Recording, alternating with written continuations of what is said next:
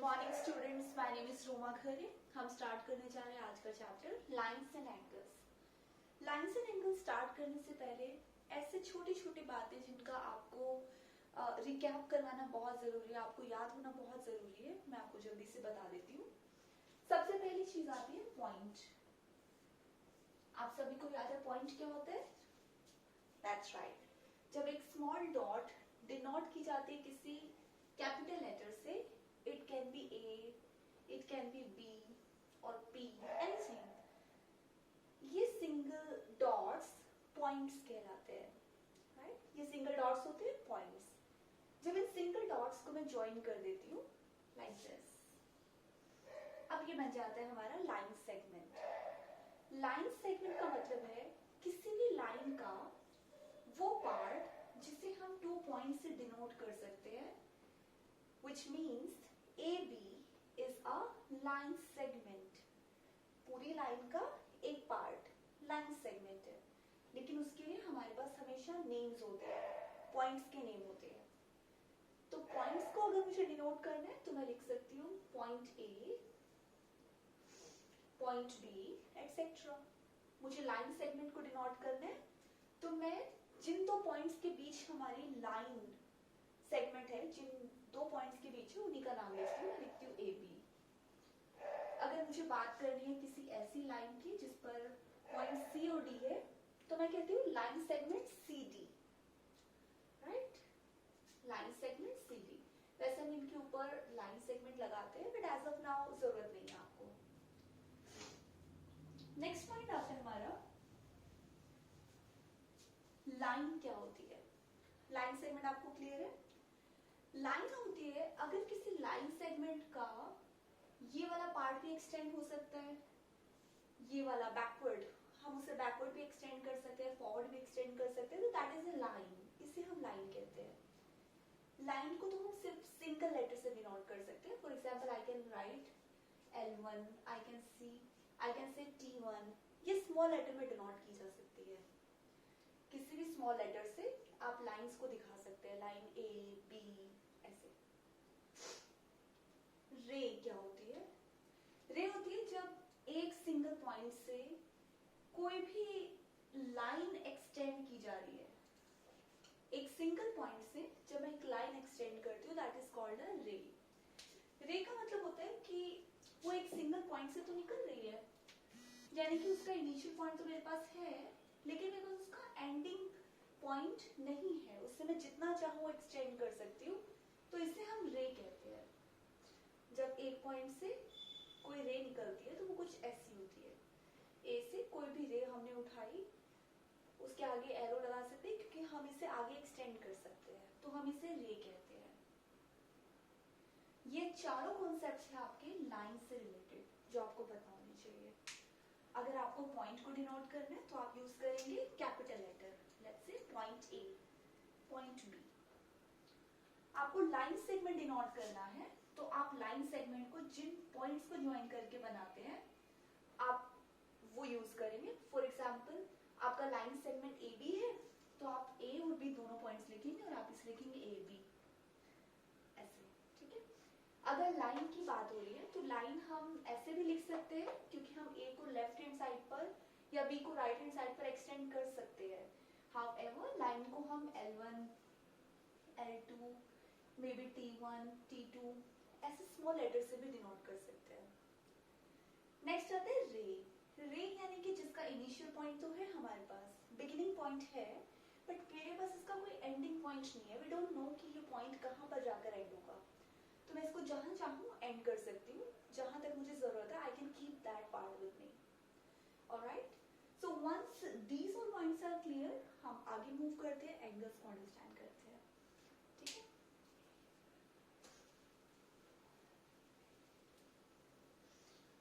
अच्छा, अगर हम एंगल्स की बात कर रहे हैं तो आप हमेशा याद रखिए एंगल्स हमारे, अगर मैं हिंदी में बात करूं तो एंगल्स होते हैं कोने, कोण।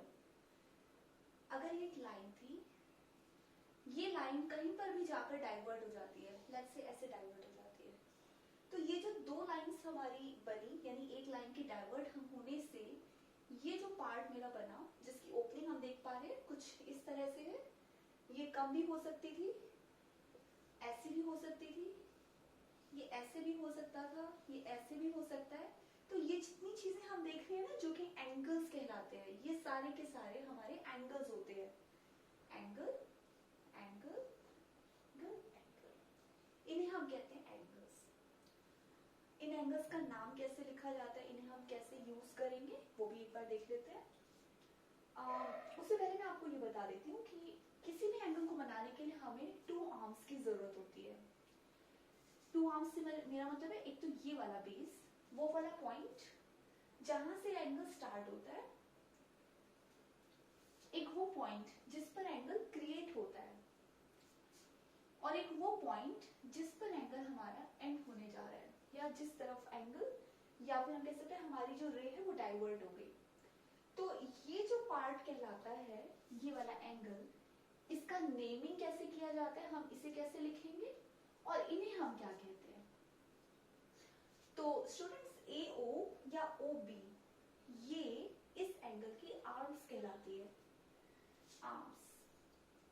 ओके, AO या OB इस एंगल के लिए इसकी आर्म्स होती है।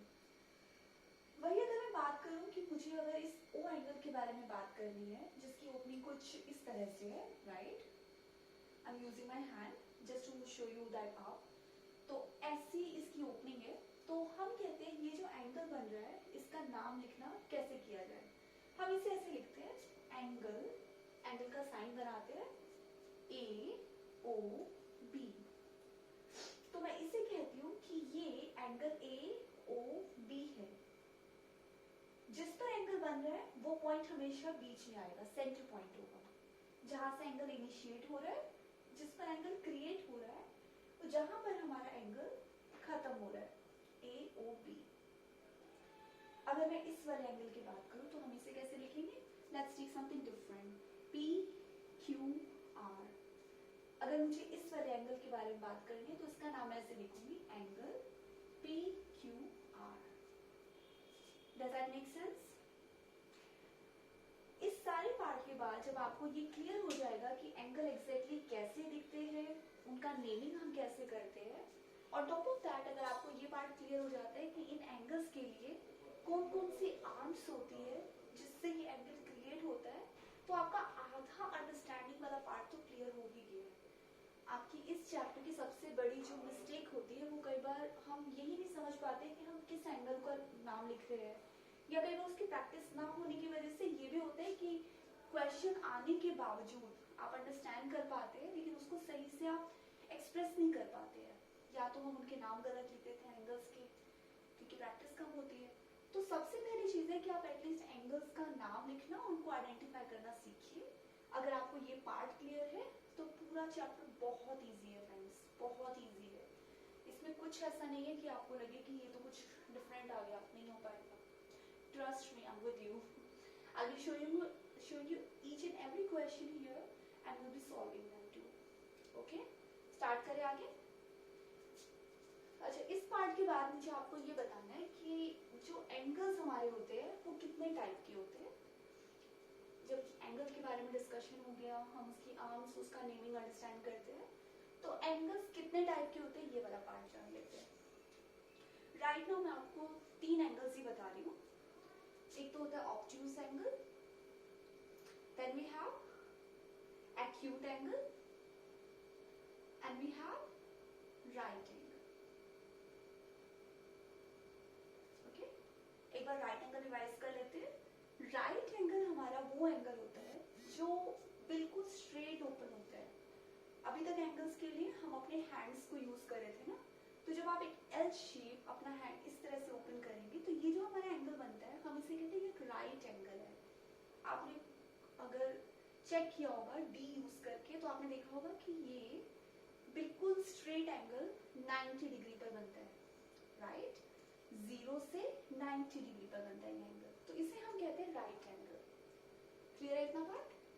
राइट एंगल, समकोण जिसे हम हिंदी में कहते हैं। इसके अलावा आता है एक्यूट एंगल। एक्यूट एंगल यानी कि ऐसे एंगल्स जो 90 डिग्री पर ना खुल के 90 डिग्री से कम खुलते हैं, यानी कि अगर आप अपने हैंड की ओपनिंग कर रहे हैं ऐसे और वो कम खुले तब हम इसे कहते हैं कि एक्यूट एंगल्स है।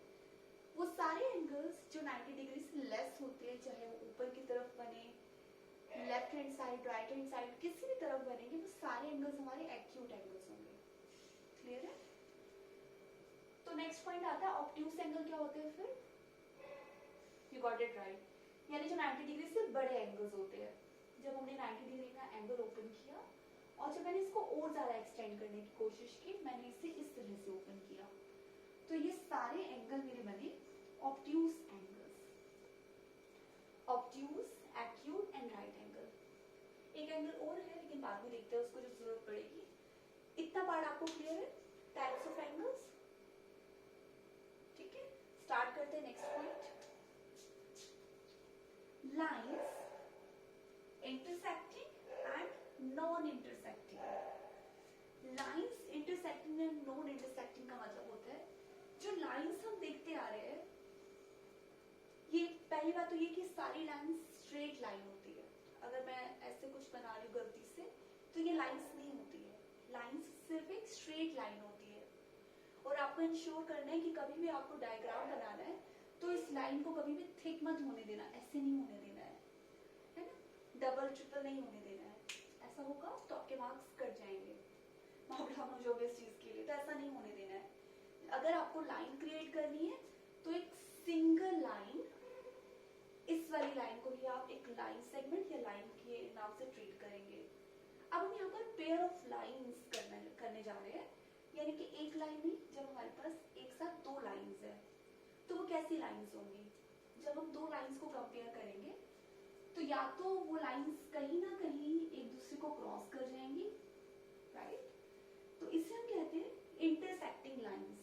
अगर ये लाइन L1 है, ये लाइन L2 है और ये एक दूसरे को कट कर रही है किसी ना किसी पॉइंट पर, let's take the point O, मान लीजिए इस पॉइंट का नाम O है, तो हम इन्हें कहते हैं ये इंटरसेक्टिंग लाइंस है। ये लाइंस इंटरसेक्टिंग है। तो हमारे पास क्या ऐसी भी लाइंस होती है जो इंटरसेक्ट नहीं करेगी? ऑफ कोर्स हमारे पास ऐसी लाइंस होती है। अब अपनी नोटबुक को चेक करिएगा, आपकी नोटबुक के अंदर जो लाइंस है उसमें सभी लाइंस इस तरह से अरेंज होती है कि उनके बीच का डिस्टेंस कभी कम या ज्यादा नहीं होता, इक्वल डिस्टेंस होता है। यही रीजन है कि वो आगे जाकर या किसी भी पॉइंट पर मीट नहीं करती है। तो ऐसी लाइंस जो किसी भी पॉइंट पर मीट नहीं करेंगी वो लाइंस हमारी कहलाती है non intersecting lines, right? Non intersecting lines. अब ये नॉन इंटरसेक्टिंग लाइंस को हम क्यों यूज कर रहे हैं, इसका क्या काम है, एक बार वो भी समझ लेते हैं। देखिए फ्रेंड्स, जब आप एक लाइन के बारे में बात कर रहे हैं और फिर आप लाइन पेयर ऑफ लाइंस की बात कर रहे हैं और जब ये एक दूसरे को कहीं भी टच नहीं कर रही है तो हम कहते हैं ये लाइंस पैरेलल लाइंस होती है। हम कहते हैं ये लाइंस हमारी पैरेलल लाइंस है, क्योंकि ये लाइन कभी एक दूसरे को टच नहीं करेगी। इनके बीच की सबसे इंपॉर्टेंट चीज ये होती है कि ये लाइंस जो एक दूसरे को टच नहीं करती है उनके बीच का डिस्टेंस हमेशा इक्वल होता है। आपको समझ आया क्या बनाया मैंने? ओके, जब भी आप किसी भी चीज की हाइट दिखाते हैं तो वो हाइट एकदम स्ट्रेट ली जाती है। अगर मुझे बताना है कि इन दोनों के बीच का डिस्टेंस कितना है तो वो डिस्टेंस हम ऐसे नहीं ले सकते, टेढ़ा करके नहीं ले सकते, वो हमें एकदम सीधा डिस्टेंस लेना होगा। अगर मुझे कैमरे और अपने बीच का डिस्टेंस चेक करना है तो वैसे घुमा के ऐसे नहीं ले सकती ना, एकदम स्ट्रेट लेना होगा डिस्टेंस। तो ये भी वही चीज हो रही है, इनके बीच का जो डिस्टेंस है वो हमेशा इक्वल होता है और वो हमेशा 90 डिग्री यानी बिल्कुल स्ट्रेट लिया जाता है, एकदम सीधा, परपेंडिकुलर कहते हैं हम इसे। और परपेंडिकुलर के लिए हम स्पेशली ऐसे बॉक्सेस बना देते हैं। ये बॉक्स मुझे बताते हैं कि ये एंगल 90 डिग्री का है, यानी कि एकदम स्ट्रेट बनेगा, परपेंडिकुलर, ठीक है, परपेंडिकुलर या फिर 90 डिग्री का एंगल। इतना क्लियर है आपको? ठीक है। अब इसके बाद जब आपको लाइंस क्लियर हो जाएगी तो मैं अब आपके साथ स्टार्ट करती हूँ नेक्स्ट पार्ट इसका, जो कि स्टार्ट होता है लाइंस के किसी और लाइन के क्रॉस होने के बाद। आपके पास दो लाइंस जा रही है जो कि पैरेलल है, राइट। इन पैरेलल लाइंस को अगर कोई एक लाइन बाहर से ऐसे कट करती है तो इन लाइंस को तो हम कह रहे हैं कि L1 है, L2 है, L2 है। कहने का मतलब ये याद है ना आपको, L1 है L2, यानी कि जब भी हम लाइंस को डिनोट करते हैं हम स्मॉल लेटर यूज कर सकते हैं। तो L1 और L2 हो गया। एक लाइन और है जो बाहर से इसको क्रॉस कर रही है, तो इस लाइन को स्पेशली हम कहते हैं transversal line. Transversal line, transversal line कहते हैं। ये तीन लाइंस मिलकर कुछ ऐसी प्रॉपर्टीज बनाती है, कुछ ऐसी स्पेशल चीजें करती है जो कि हमें इस चैप्टर में देखने को मिलेगा और स्टडी करने को मिलेगा।